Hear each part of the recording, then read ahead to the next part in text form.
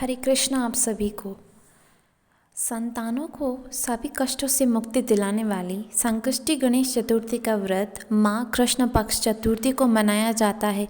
इसे संकष्टी चतुर्थी, तिलकुटा चौथ या माघी चौथ भी कहते हैं। गणेश जी की कृपा पाने के लिए इस व्रत को कोई भी कर सकता है, लेकिन ज़्यादातर सुहागन स्त्रियाँ अपने परिवार और बच्चों की खुशहाली के लिए करती है। आइए शुरू करते हैं तिल चौथ की कहानी। एक साहूकार था, उसके कोई औलाद नहीं थी। उसकी औरत एक दिन पड़ोस में गई, वहाँ देखा पड़ोसन चौथ की पूजा कर रही थी।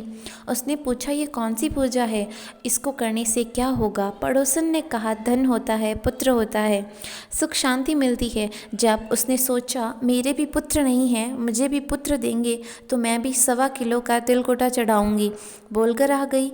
एक दिन वह दिन रहकर गर्भवती हो गई। 9 महीने बाद पुत्र हुआ, परंतु वो तो तिलकुटा चढ़ाना भूल गई। इस तरह एक एक करके उसके 7 पुत्र हो गए, परंतु वो तो चौथ माता को तिलकुटा चढ़ाना ही भूल गई। 7 ही पुत्र बड़े हो गए, विवाह योग्य हो गए। एक एक करके सबका विवाह भी हो गया। बहू को, बेटे को जैसे ही मंदिर में उतारते, वहाँ से बेटा गायब हो जाता, बहू रह जाती। फिर भी साहूकार की पत्नी को कुछ भी याद नहीं आया। 7वें पुत्र का विवाह हुआ। उसकी बहू होशियार थी, उसने सोचा मेरे ससुर जी के धन बहुत है। उसने नियम लिया कि कोई नहीं खबर देगा, उसको एक सोने का सिक्का दूंगी।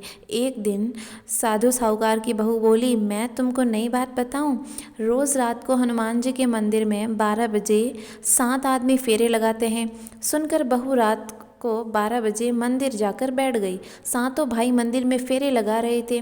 उसने 7वें के पैर पकड़ लिए, तुम यहाँ फेरे लगा रहे हो, हम 7 औरतें घर में बैठी है। उसका पति बोला, मुझे मत हाथ लगा, मेरी माँ ने चौथ माता के तिलकुटा बोला था पर चढ़ाया ही नहीं।